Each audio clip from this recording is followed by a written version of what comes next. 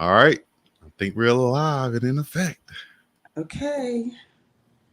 Back in direct, live and in effect. Chico to the C and the place to be. BIWGDOWG Chico. And like I said, we're back with another edition of Prime Parents. And I have another special guest with me. And of course, like I said, we're doing prime athletes, uh, CU Buff players. And one we have now is the mother of Tyler Brown. Of course, everybody knows Tyler Brown came over with Coach Prime and Shador and everybody from Jackson State, the offensive lineman for Colorado. And recently, right before the season was ruled ineligible, so he couldn't play.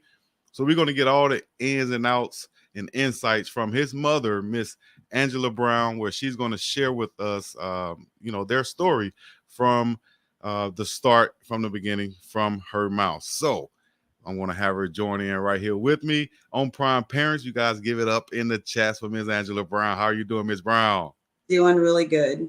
Good, good. Well, great to have you on. I'm happy that you can join us and we can talk to you and just we can answer some questions that's going to come through in the chat. And also, I could just let you speak candidly and let us know how you're feeling and what's going on today. And we'll also step back and talk about your past, your upbringing, and also Tyler early years. But how are you doing as far as today goes? Oh, it's been a beautiful day. It was nice and cool, no humidity, definitely no complaints. Okay, great. Where are you located right now? So I live in Jackson, Mississippi right now.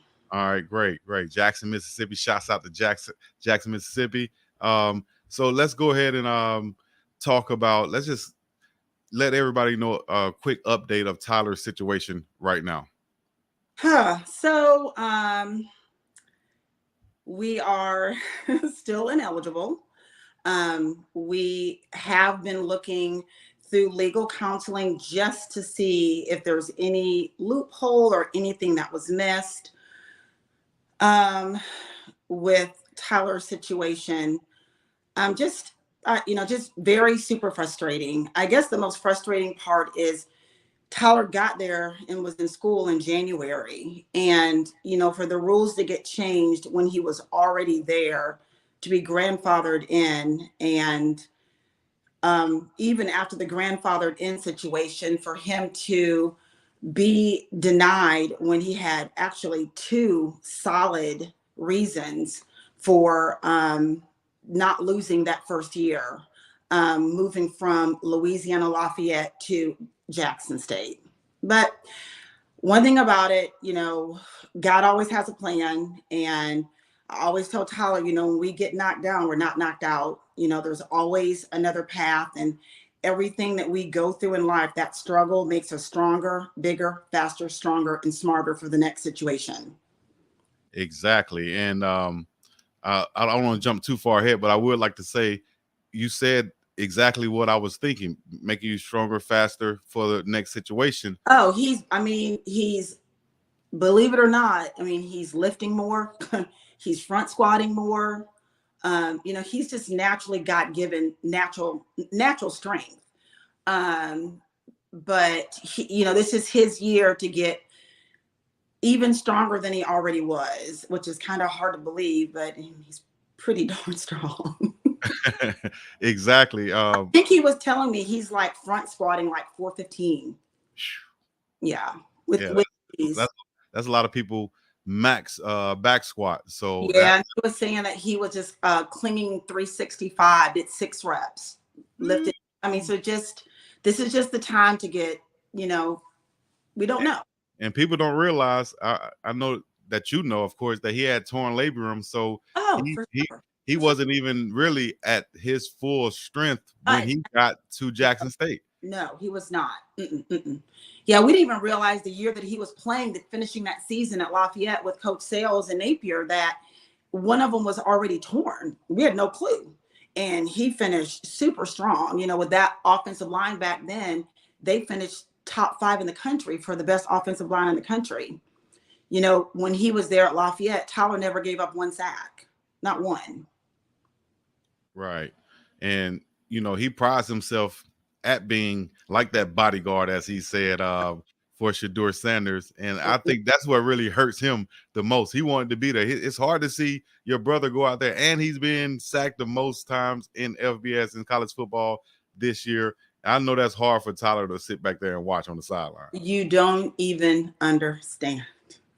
You know, he takes protecting Shador very seriously. You know, I'm going to share something, which is, I hope he doesn't get mad at me. Of course, everyone knows Tyler does suffer from anxiety and some depression. And Tyler's first anxiety attack came after the game, and I won't be too specific, when Shador someone came through and literally just cleaned his clock. And Tyler felt so guilty, so mortified that Shador was hurt. And it just kind of made him anxious, just knowing that he got hurt by them, you know, the O-line. You know, one thing I loved about his days in Louisiana with DJ and Coach Rob Sale is they taught 5 = 1. 5 = 1. Right. You work as a unit. You're one. You're one unit. 5 = 1. And that's his motto. And so he takes that very, very seriously. And he and Shador actually have a very close, genuine friendship. So it's more than just on the field. They're friends off the field. Right, right. And, you know, Tyler takes that very seriously, as you said. And to just watch that, man, you know, I hate he had to go through that. But on a positive note, though, what are some ways he's been able to, you know, cope through this, get through this and deal with it? What are some things that he do, or maybe some things that this have kind of forged a way to kind of explore more and find out more about himself, maybe forge more relationships? The funniest part is, which no one knows, when the days that you don't see Tyler, they have him in a black jersey.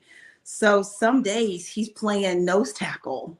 You know what? To be funny, he's the strongest on the team, and that's legit. Look, I never cut anybody off, but let me stop you right there, because I literally did this right here. You say he wear the black jersey at practice. I literally did this. I text Neely. I text a couple of teammates, because I saw a video and they had this guy in the background, big, huge guy with the black jersey on. And I said, whoever that is, that's the prototype. That's who we're looking for right there. So I text Neely, who is this guy right here wearing number 90? I never seen him before. I couldn't really tell because it was in the background. I just see the shape. And Neely started laughing and said, man, that's Tyler Brown. He's playing on scout team. I said, well, hell, that's what we're looking for right there. So it's been bold, because he gets a chance to give the first team O-line a good look. Right, right. To kind of get ready. And yeah, he's given them a good look to get ready, and they have asked for him to do that on more than one occasion. Right, right. For people that's listening out there that don't know, the scout team is guys who are either red shirting, might be ineligible, or guys who are not in like the first 2 rotations. They'll go, and I did this my junior year actually, so I understand what Tyler's going through. They'll go to the scout team and give our team, the first team, looks on what they'll be facing in the coming week. So and it's also for the guys in that position is a chance for them to work on their skills, stay in shape, get better, and just keep sharpening their iron, so to speak. So and it's so funny because he literally hasn't played defense since high school. Praise God. Did not like watching Tyler Brown play defense. Rather see him play offense, yeah. But he swears he's just been killing it. So I believe him. I believe him too, because he definitely looks the part out there. So let's take a step back. We're in college right now. Let's go all the way back. Okay. Tell us about yourself, your upbringing. Did you have any athletic background or whatever? So hello, of course. Tell us about it. Right here. That's right. Okay. So yes, I'm from a little town called Milan, Illinois, the Quad Cities. And so I love my mom, love her dearly. My dad's my best friend. My dad's been my best friend since I could walk and talk and breathe. And my dad probably knows more about sports than anyone on the planet. Baseball, football, basketball, you name it, he knows it. So shout out to Winston Michael and my mom, Sally. And so to hang out with my dad, I literally started listening to ESPN with him, watching sports with him, just because I wanted to hang out with my dad. So I have grown up absolutely loving sports and an absolute tomboy. And so I ran track. I played fast pitch softball, state champ, and I'm an All-American for softball. And I just love the game. And I actually played basketball in high school too. Wasn't very good, but I just always believed in playing more than one sport. It just, to me, makes a better athlete. And so again, grew up in the Quad Cities, absolutely loved it. Went to Allman Catholic High School. We were one of those 4A high schools that beat the 6A public schools. Oh, You yeah. know, so yeah, I'm definitely going to brag on that. That's But right. so just grew up always knowing that sports build character, sports teach you how to win, lose, everything in life. And it's so funny because I was just a typical AB student, nothing major. And when it was time to either keep playing fast pitch softball or go an academic scholarship, my dad looked at me and said, if you were my son, I'd say keep playing. He's like, but what can you do with it? Back then, you really couldn't do anything with softball, but played 4 more years and they didn't have all these leagues and professional leagues that they do now. And so I took an academic scholarship to Jackson State. And what was crazy about that was I realized I was smart for the first time in my life when I wasn't. So I was able to channel from being an athlete in the classroom to being in the classroom and competing against everyone in the classroom because I love competition, and ended up graduating summa cum laude and going back home to the University of Iowa, go Hawks, and getting my master's degree in speech pathology. Wow, amazing. But sports, we're a sports family.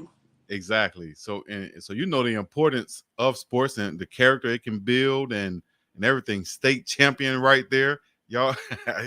You see it. So, your athletic background, real quick, because they're gonna kill me in the chats. If you would like, talk about Tyler's dad, if he had any athletic background and So some no, of his background.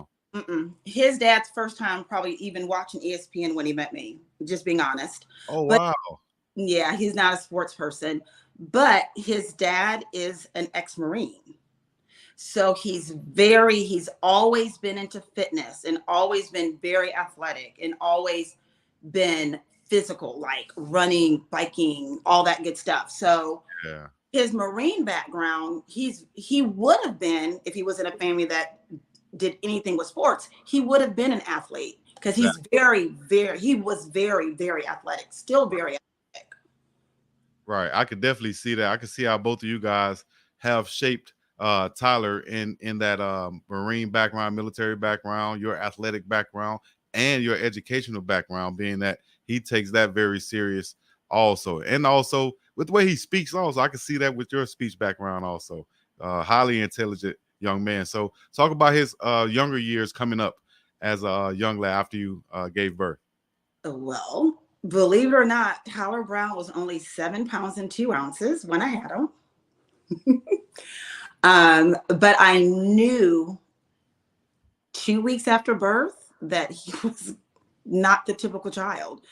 After 2 weeks after this 7 pounds, 2 ounce baby came, he has always been in the 95 percentile. Like he just has always been like bigger than everybody else. I remember my girlfriend Kelly. Haber, our kids went to a school called Beth Israel, and she would take her Jackson and my Tyler to the museum, and they were 3, and they'd be like, no, he's 2, he can't be in here. She's like, no, he's 3. They're like, there's no way. She's like, yes, he's 3. They're in the same school. So it's so funny because even like going from the age of 3 up, he has just always been bigger than everybody else. Yeah. Yeah. And bigger and clueless, but he's adorable. What are some things as a big baby, big child that you might have had to go through feeding him? I remember my mom used to say, "Man, I can't keep any milk in the refrigerator. Dog, boy, you drink the? I just bought the milk." You know, what are some things Yeah, you go through like that? my kids would say that I starved them, which I didn't. So I'm a health nut. And so they would always tease Tyler and say, "Does your mama make you eat organic cookies?" Okay. But I'm a Midwest girl, so I like Midwest food. I love Midwest food. So we're like a pizza pasta kind of house, not fried food, none of that kind of stuff, not a lot of carbs. So I but fed them healthily to the best of my ability. But yeah, Fed eat. them He would conscious, eat and drink a lot. right? And I would say you fed them consciously instead of And just they throwing stuff appreciate in. that now because they know how to do things in moderation. Exactly. I like that. All right. So, what type of athlete was he as a kid? Did you get him into sports as a young kid, or Yeah, I mean, okay? dad's best friend, Winston Michael's daughter. So Right. I thought baseball is my sport. Believe it or not, I taught my boys how to play baseball, taught my boys how to shoot basketball. You name it, we would get in the front yard and we learned. So again, I don't believe in, I call it one sport wonders. I just didn't do that. So starting young, all of my kids played baseball, basketball, football. As time would go on, we would kind of channel which sports they were better at. The funniest thing about Tyler, and he said he's going to deny this, is why I'm going to tell this story, is with his dad being athletic and with me being athletic, I knew that it was in him. I always saw something special in him. He just wasn't the most coordinated fella I'd ever met. And so he loved basketball. And so back then there was a coach here called Coach Brent. And Coach Brent used to teach basketball at Callaway. So I paid for private lessons for Tyler for basketball starting in 6th grade because he was god awful. And I always believe in, if you're going to do something, you've got to do the extra to be good at it. If you suck, you suck. And I'm going to tell you, you suck. But we're going to work on doing the extra thing to get better at it. And I'll never forget when Tyler was in 6th grade, Coach Brent looked at me and he's like, "I know he loves basketball." He does, Coach Brent. "He's going to play football." I was like, "What?" He's like, "No, no, he's going to play football. He's going to play football in college and he's going to go for free." I was like, "Coach Brent, ain't no way." This time, this just was not the most coordinated kid. And so I always remember that Coach Brent said that. And so then, but Tyler was really good in football for youth football. Like he was like the best person on the team, but he went to a small Catholic school called St. Richard's back then. But Mhm. starting in 7th grade, my dad looked at me and he said, "Angela, when are we going to get Tyler extra lessons? He has got to learn how to run. There's no way that he doesn't know how to run." I said, "Okay, okay, okay, okay." So we went to a place back then called D1, didn't feel it. Went to a place called the Baptist Healthplex. I was like, "Okay, I like this." So we ended up joining a place called the Baptist Healthplex here in Mississippi. And we met a guy back then named Chris initially, and then a guy named Jeremy Evans. To this day, we absolutely love Jeremy Evans. He is now actually the strength and conditioning coach at Mississippi Valley. Mm. And Tyler worked with Jeremy 3 times a week. He'd go after school 3 times a week. And he'd work on just agility and running and foot speed and footwork. Literally from 7th grade to this day, he still works with Jeremy to this day. And so to watch Tyler, what I love the most when we did the camps his junior year, going to senior year, I would love when they would go to the footwork because Tyler then was a magician. I mean, his feet could move quicker than anybody. So he Right. got the feet of like honestly, Tyler has feet that moves like a wide receiver or moves like a skill position. His feet are just phenomenal. And so I would always love that part because here's this 270-pound kid with feet just could move like you wouldn't believe. But the coolest thing that Tyler did that no one else ever would know is that when he was in high school, every Wednesday morning from 9th grade on, he would wake up at 4 a.m. and go work out with a guy named Chaz Ramsey, who used to play offensive line for the Auburn Tigers. He would work out with him from 5 a.m. to 6 a.m. every Wednesday morning for 4 years, getting an extra work to get better. Shouts out to Big Chaz.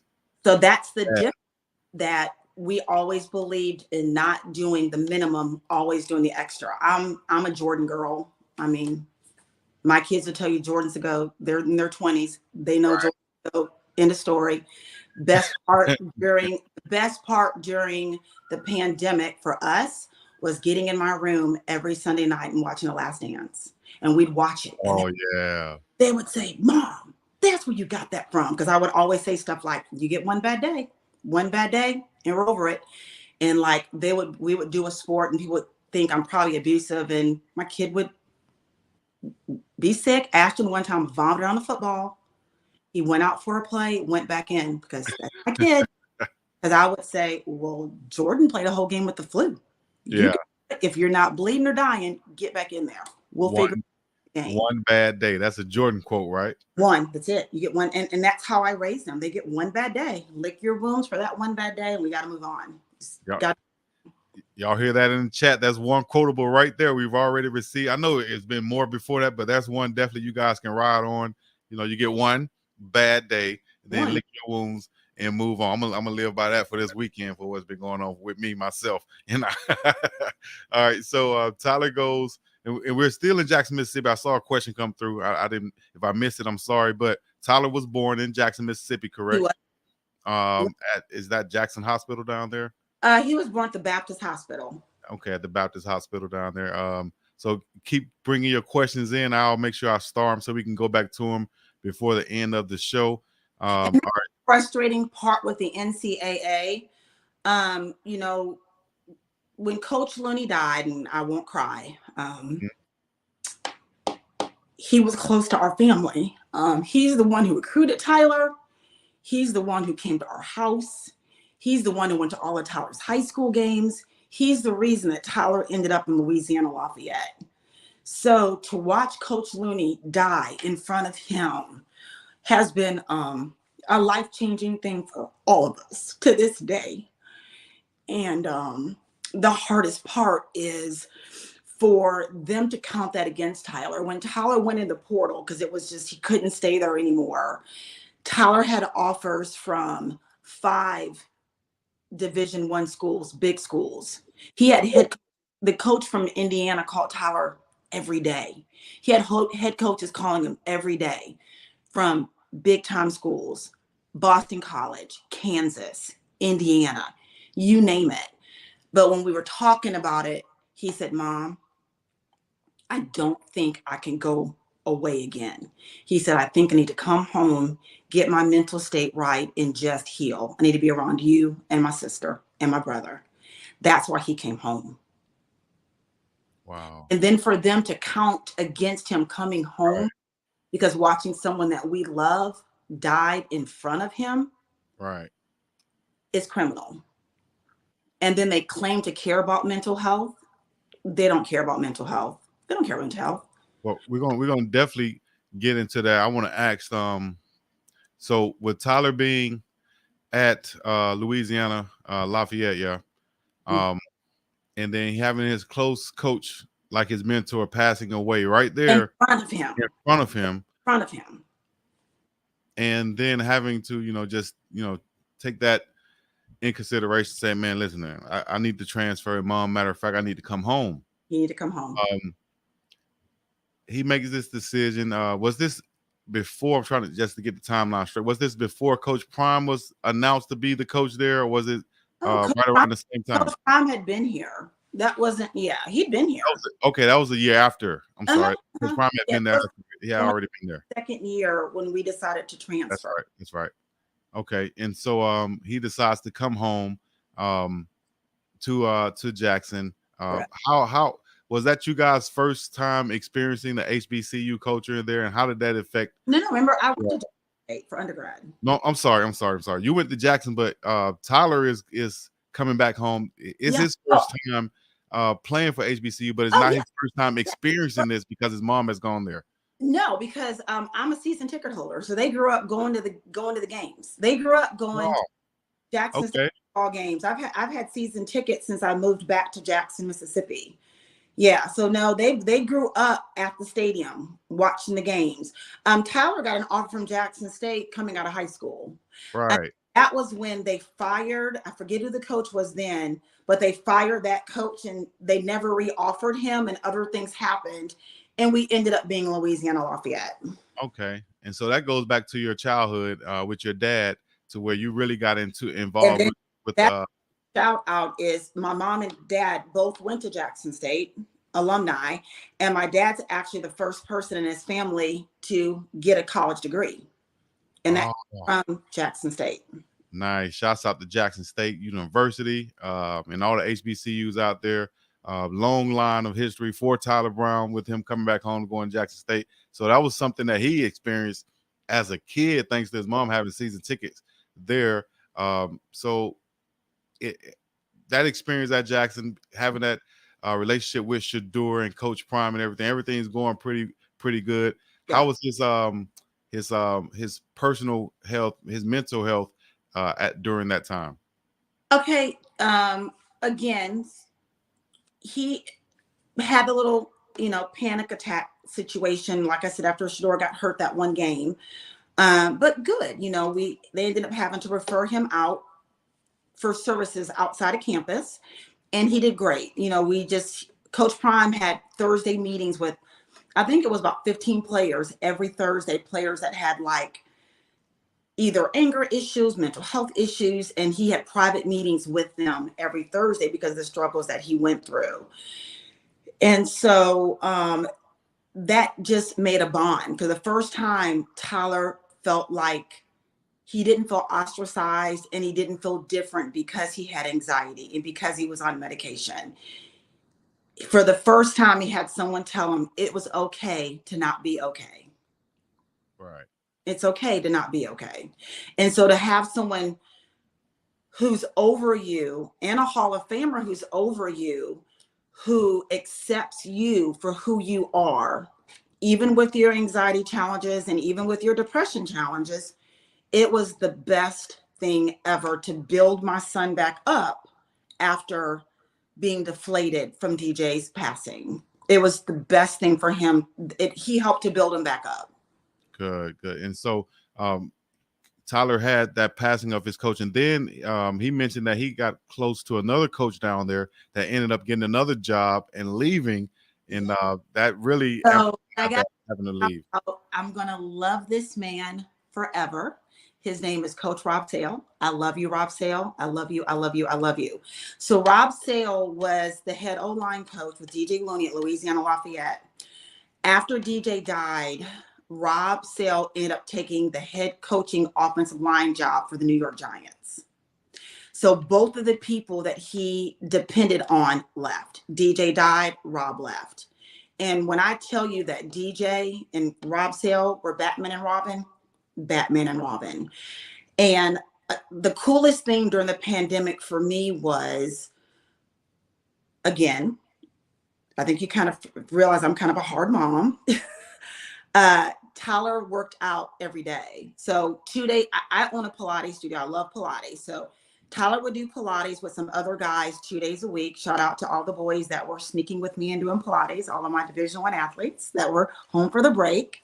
And they would get in my front yard and tear it up. Jeremy Evans would be here in the yard and they would be doing drills the entire break.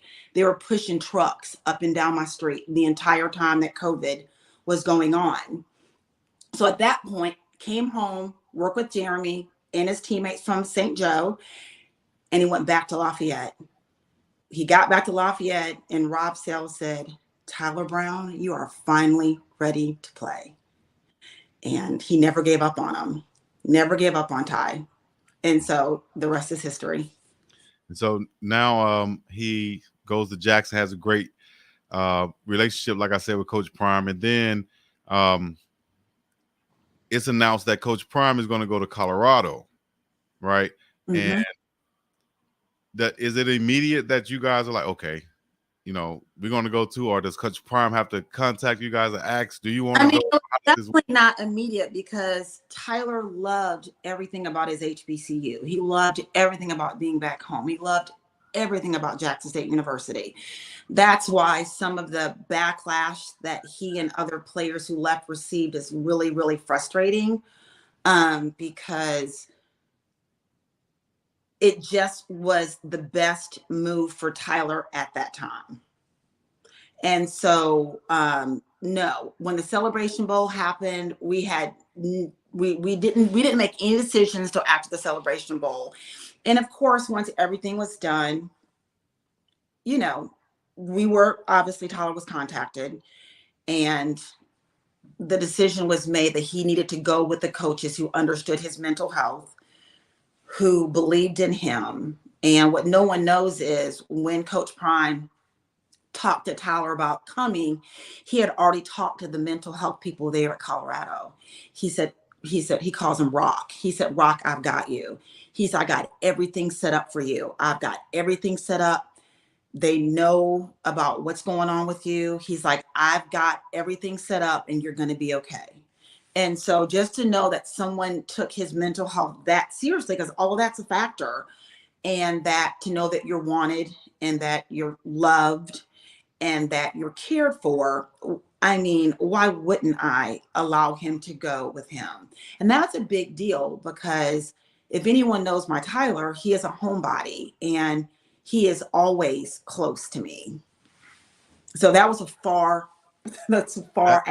that's something that I don't think anyone, excuse me, I don't think anyone has heard before or have known, that Coach Prime already checked with the school, found out about their mental health department and what they could do to help out Tyler Brown before even contacting him. Correct. Kudos once again to Coach Prime. I don't know what else to say. That's cold-blooded. Because I was going to ask you, follow up and ask you, is there anything that the university is doing to help monitor or whatever, just he help has out Tyler Brown? Yeah, And he of goes course, to you just answered that. Yeah, he goes to counseling once a week, and they provide his medication. He's on 2 different medications, and he's been on that since he was 18. The coolest thing about when he came here, the doctor here at Jackson State, when his mental health started getting better with being with Coach Prime, his medication is like not as powerful. So that was a good thing. So like people just don't understand that. Like even the medication that he was on a higher dose. Now we're on a lower dose, which is really, really good. So yeah, it was good. It was good. Yeah. They took his mental health seriously, and they made sure he was well taken care of. Wow. You know, and when he says I love my Rock, he loves my kid, because no one loves it more than I does. He loves my kid. Oh yeah, you could tell he's genuine about that all the time. That's Coach Prime. Man, I'm so happy to hear that. So he's doing well. He's going through these summer workouts, getting ready to go. I'm talking about the strongest guy on the team is obvious. It's shown on Well Off Media and Reach the People Media and the pregame show. He's primed and ready to do what he's supposed to do. Let me ask this question right here, though. Was it I know he has 2 years left. Is that he has 3? That's what I was. Yeah, so he this year will lose it, obviously. Thank you, NCAA. But he'll still have 2 years of eligibility left. So yeah, that's what I was going to say. So he's going to lose this year, even on paper, but still will have 2 on paper. Correct. Okay. All right. Because of labrum surgery on both his arms, and he gets those years back. Okay. He has 2 years left. You know, with shoulder surgeries, both labrums repaired. You'd never know. And then again, COVID. So he got that medical and the COVID years back. So I would say this, looking out and looking back from my career when I redshirted my junior year, obviously for different reasons, but I know during that year I got stronger, I got faster, I got more mature, I understood a lot more. I got farther along in school without having to worry about really the games. It was hard, you know, at first, but we're 6 games, 7 games? We're mid-season now. Yeah. Is the goal to try to get back on the field this year? If we can get back on, we're losing the year anyway, you know. Right. We're ecstatic for Tez. If we can get 1 game, 4 games, we'd be ecstatic with what any games that we could get that he could get back on the field. We love. If we don't get it, there's nothing we can do about it. I tell people in life, God doesn't make mistakes. Man makes mistakes. Right. So Right. it is, we know we're just going to do what we have to do. We know it's God's plan, whichever way. And to clarify, so everybody can understand out there, that if he does play this year, he's already losing this year, He's guys. losing it. No matter what he plays, it's gone. It's gone. Right, right. So yes, we are still trying to fight to get him back on the field this year. Free the Rock. Put it in the hashtags. Quote it. Share this video. Share whatever you need to share to get it out there to let him know that, hey man, he shouldn't be punished for mental health issues, right? And then a coach dying in front of him, that's a tragedy, dog. I told John the Liquidator, I think when I did his thing, I told him, I said, when our compliance guy got the second phone call back to the second denial, they had the audacity to say, well, we understand he does have mental health, but the fact that he can get out of bed, what? I'm losing if he can't get out of bed. And you know what I mean? The fact that he could get out of bed meant that he'd be okay to get out this year. He's okay. He can get out of bed. Man, come on, man. Who's making these decisions in the NCAA, dog? Who's doing this? Do you have a name to go behind this or anything of that nature? That was on it's that was signed by who? But whoever the president is, I forget that guy's name. Man, we need to find the president's name and tag him and let him know what type of bull junk this is, in the words of Coach Prime. You know what I mean? So it's bull junk. It is. So and we've seen, like I said, Shadour's been hit more than anybody out there. We know Coach. We know what Tyler Brown brings to the table. Free the Rock is in the chats right now. You guys have any questions yourself? Go ahead and get them in so I can ask them. Let me see. I think I have a couple of them started up here already. I'll make sure I get to those as soon as I can.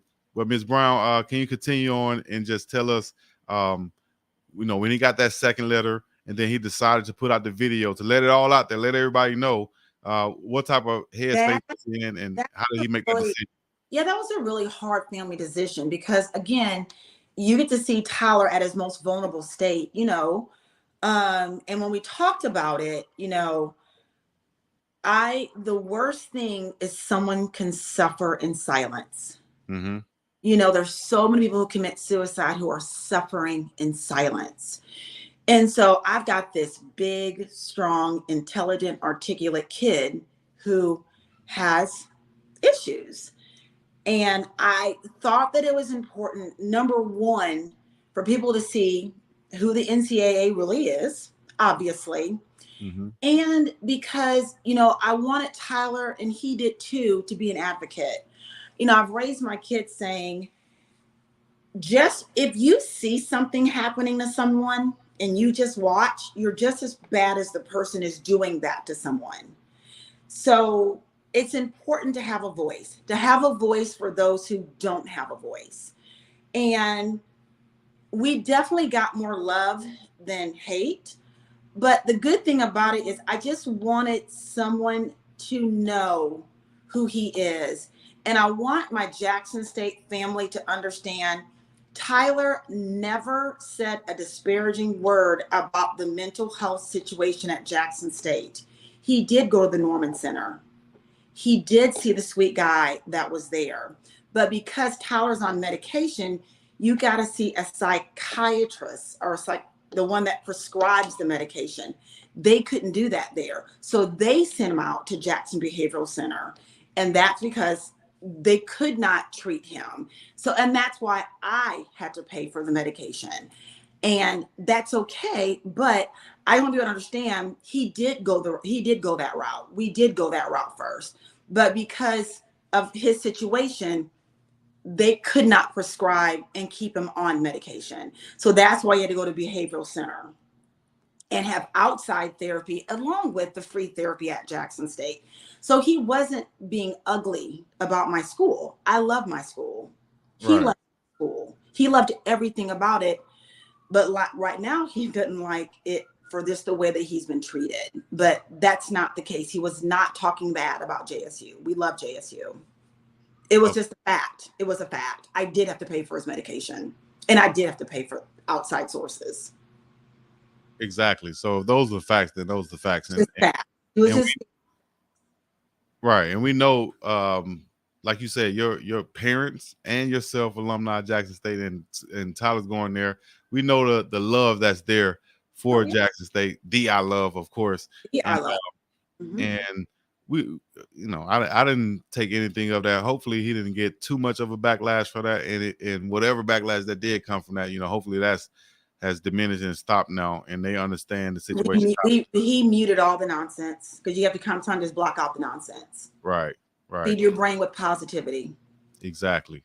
And speaking of that, as I like to do, I like to try to keep it positive on this show also, because you've expressed those things in the past, and we're there for it. But what can we do moving forward to either help Tyler get on the field this year, or just have a better outlook for what's to come in the years for him?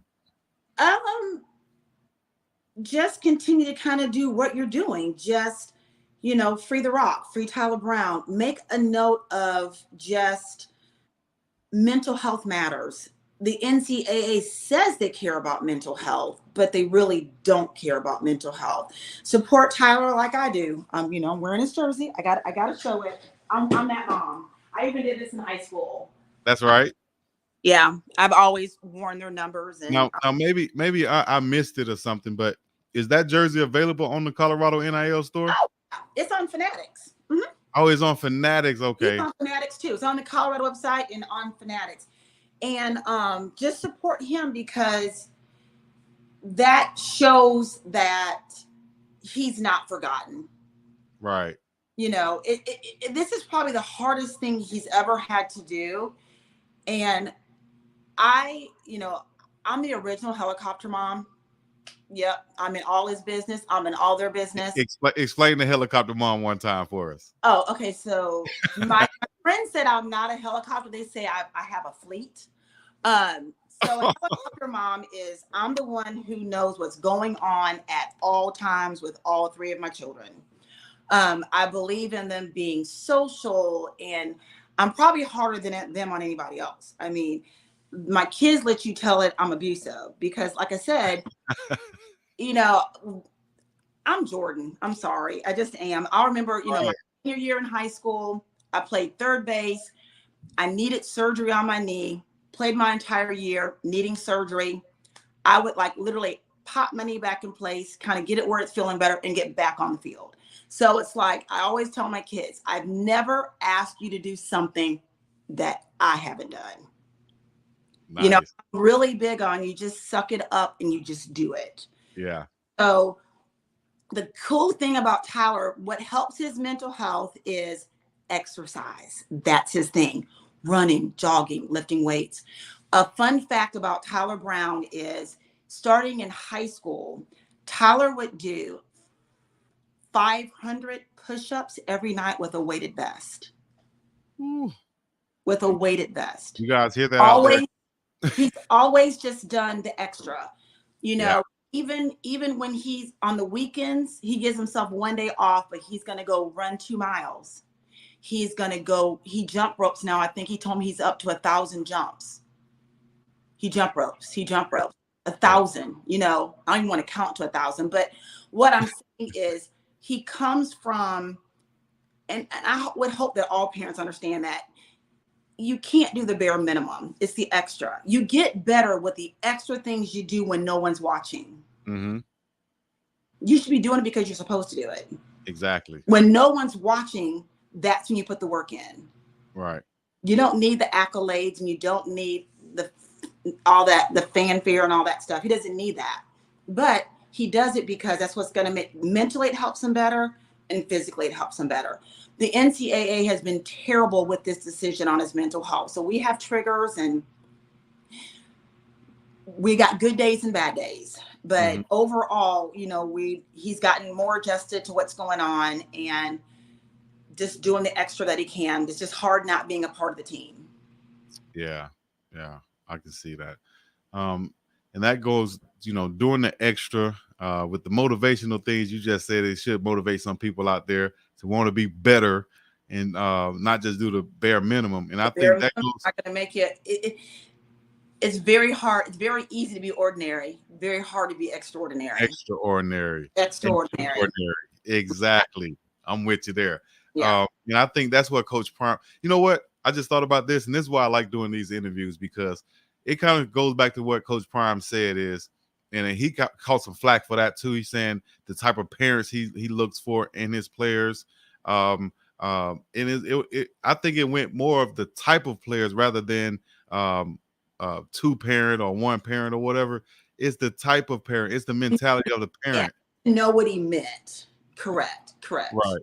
Yeah. And I think these interviews are showing why he takes that so serious, because these young kids, these young players have to have these parents to be there for them mentally, physically, emotionally, just to be there for them, whether they're a helicopter parent or whether they're a satellite parent, whatever you want to be, but just be there and be present for them. I think he takes that seriously when recruiting these players, and I think you're showing why also.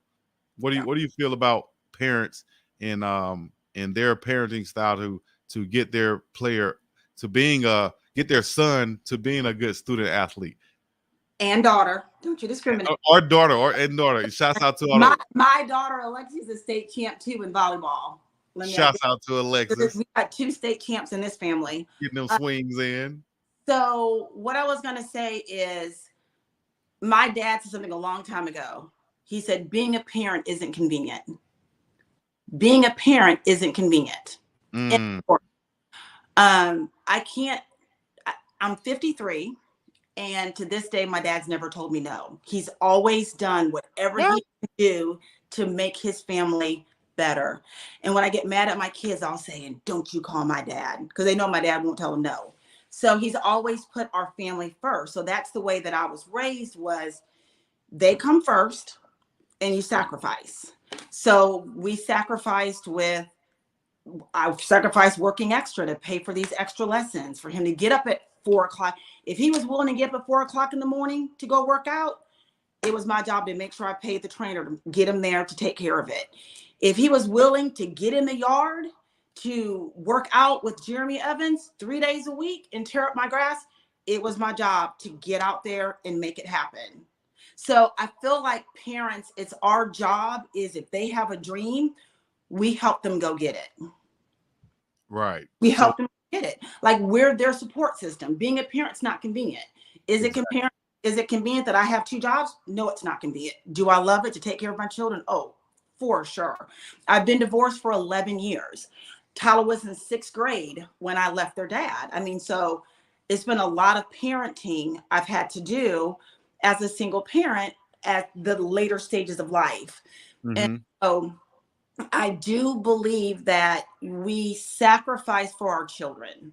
You sacrifice for your children. Right. Okay. And I like to ask questions based off what my guests say, and also maybe some questions that come in, and maybe some that come from myself. First of all, I'm going to say you got to stop punking us by saying that you're 53. We're not going to let you say anything. Nope, don't say that. Don't say anything. Then we're going to go, and then we're going to go and say, how is it dealing with a divorce and raising your child, and to keeping them understanding that mom and dad loves them? You just do the best that you can to make everything accessible and be as fair as possible. And that's all I can say. Make everything accessible and be as fair as possible. Thank you for answering that. What we have? Oh, man, we are already 52 after the hour. We got about 7 or 8 more to go. We got a lot of questions coming in here. Hopefully I can get all of them in. Amen. Mama, good parents sacrifice for their kids. Exactly. Are they represented by legal counsel to take legal action against the NCAA to try and seek? Okay, so that's to allow him to play. That's the newest thing. Is Colorado did retain an attorney 2 weeks ago to look at our case. Still working on looking at that and making phone calls. Don't know if we're going to make any leeway, but I will say we are blessed that the University of Colorado did hire an attorney to see if there was anything that we can do at this juncture. Wow. And as far as anything they could do, what I guess you It's just make them do the right thing. Everything yeah. they paper. I was going to say you could possibly get back allow so that they can not take this year away, basically. No, let them play now. Yeah, let them play now. Yeah. And as soon as possible, he can get on the field. He can make a difference right now. He can make a difference. Honestly, he can make a difference right now. Right. Tyler is honestly the best run blocker that I've ever seen. And if anyone knows me, I have always been that parent that I'm going to tell you the truth. If you're good, you're good. If you're not, you're not. Mm-hmm. When Tyler was in high school, I was the one on Friday nights going through his huddle and highlighting it and talking to him the next day, and we would break it down together. And knowing what's going on because of the background from sitting with your dad and getting that knowledge also. Correct. I love it. You're gonna have me go home and sit my daughters down and sit down and watch it. I just let me see here. Can you tell us about your time real quick, about your time at Jackson State?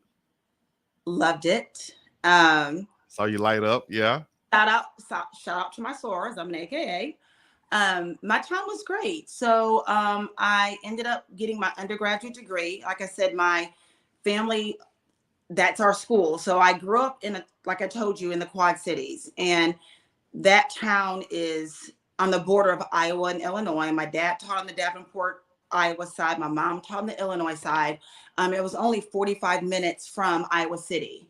And so because of the non-diversity where I grew up, they sent me and my brother to Mississippi to get a feel of being in the South, just to be very honest. And that's Jackson State is so awesome. You've got so many people at JSU from like Michigan and Detroit and Wisconsin. It is like, people don't understand how Midwest Jackson State is, because a lot of people sent their kids back down here to experience their school, our school. And so came back here, enjoyed my 4 years. Like I said, graduated summa cum laude, went back home to University of Iowa.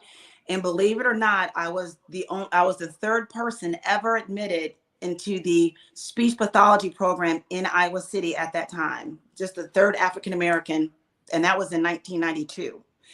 And the coolest thing about that was when I went to the University of Iowa, there were so many Jackson State people there in like law school and in med school.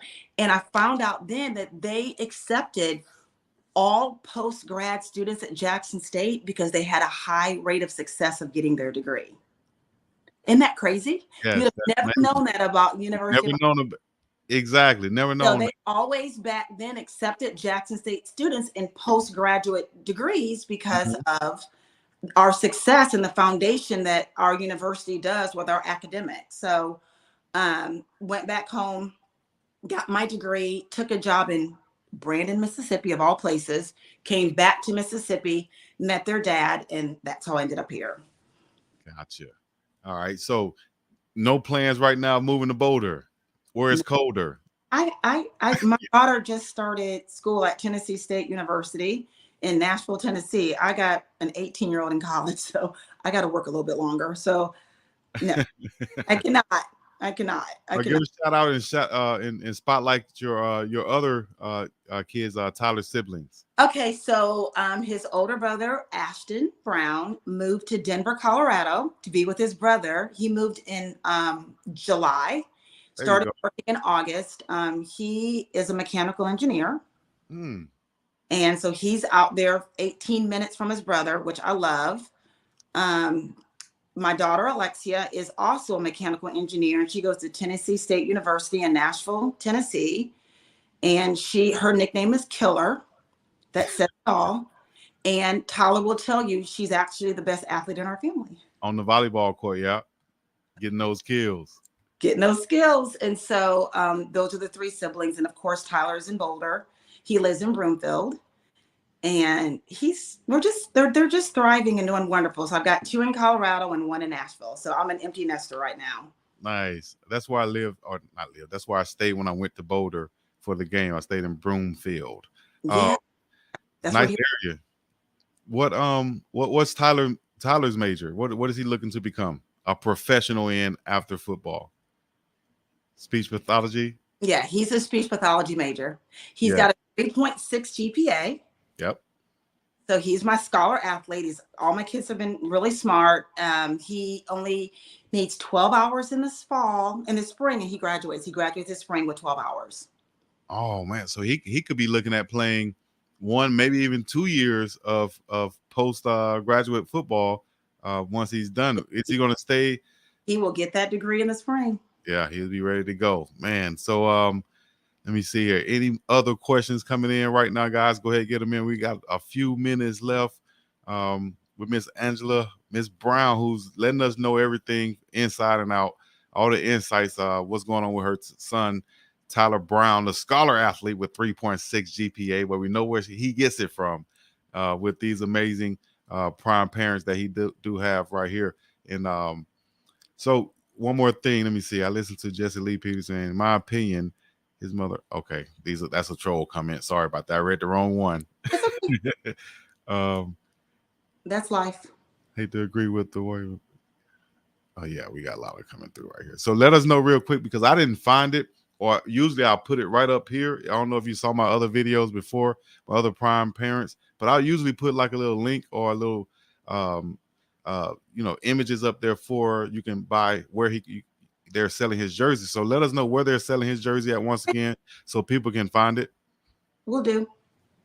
Okay, is it on the Colorado NIL? It's on that, and he's actually on Fanatics. He's on the Colorado website, whatever that is, the buff thing, but he's on Fanatics, the Fanatics website. Okay, so just type in Tyler Brown on the Fanatics website. You guys should be able to find it and support it. Yeah, his jersey's up there, a t-shirt's up there, and I think a sweatshirt.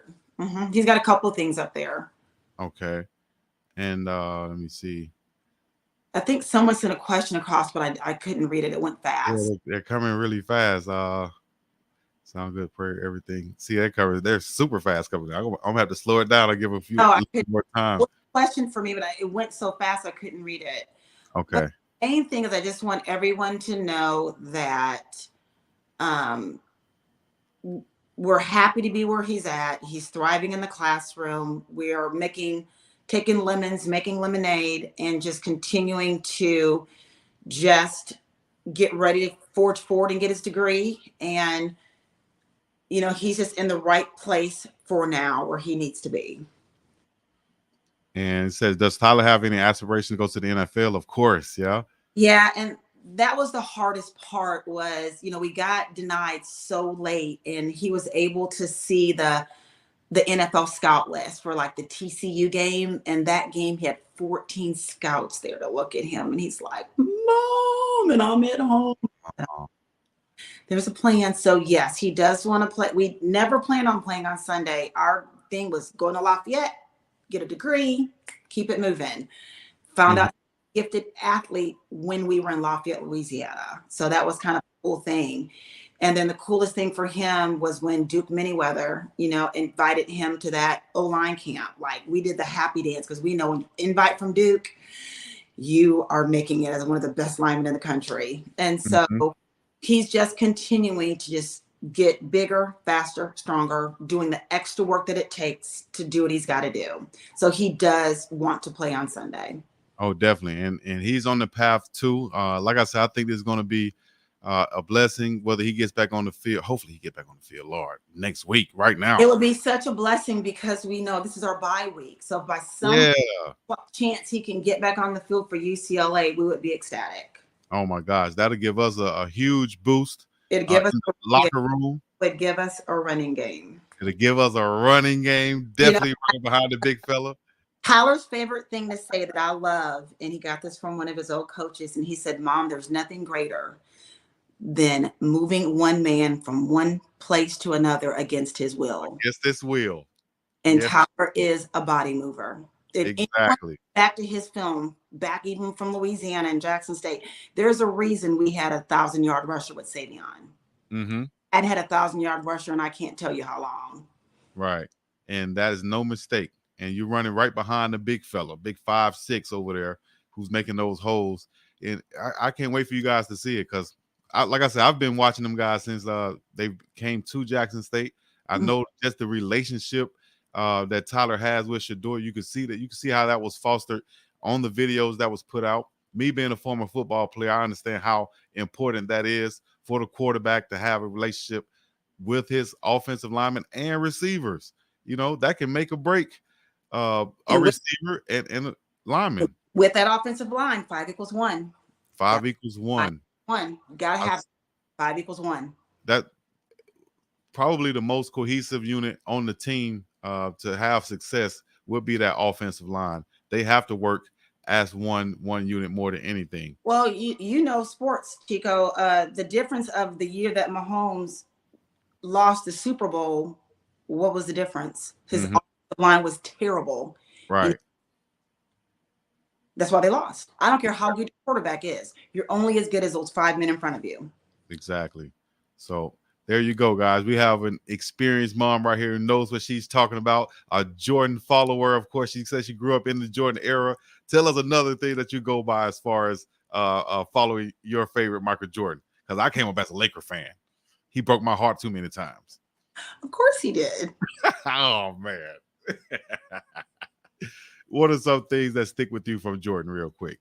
Well, I mean, of course, like I said, you get yourself one bad day. And also, what sticks with me from the Jordan era is, I was there when the Detroit Pistons were just beating the crap out of us, just beating them up every day.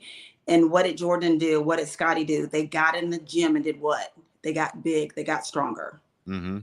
It was Yep. the extra things that you do. So I love Jordan. So my other favorite thing that Jordan always said was, you practice how you play.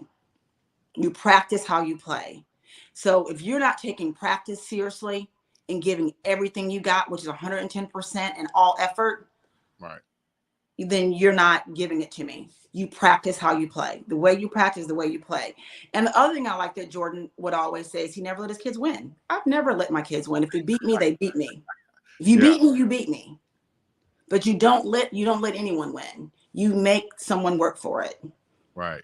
I like that because that breeds something in them that they understand in their. Because in life, no one's going to give you anything. You got to take it. Thank you very Yeah. much. All right. We're at the top of the hour, actually a little bit over. We had a great conversation with Ms. Angela Brown. Ms. Brown, what I like to do at the end of these interviews, and if you've already dropped a ton of gems, but I do like to open up and just say anything else you want to add to the parents, things you want to leave, and then also make sure, because I saw in the chat, you got to make sure you shout out your sorors out there and your sorority. Okay. I'm in Beta Delta Omega sorority, chapter of Alpha Kappa Alpha here in Jackson, Mississippi. Shout out to my. I just would like to leave with everyone that if you choose to be a parent, the thing you have to understand is our job is to help them reach their dreams. Whatever we can do, our goal is to always make sure our children have a better life than we have. So I really would just implore parents to remember, being a parent isn't convenient. They didn't ask to come here. Let's do what you can to put your children's dreams out there. And the second thing is, put a book in your kid's hand. There's nothing better than opening a book and teaching them the gift of reading. Reading, reading, reading, because knowledge is power. Excellent. Thank you so much for joining us once again. You guys support Tyler Brown, Miss Angela Brown. Hopefully we'll see him back on the field this year.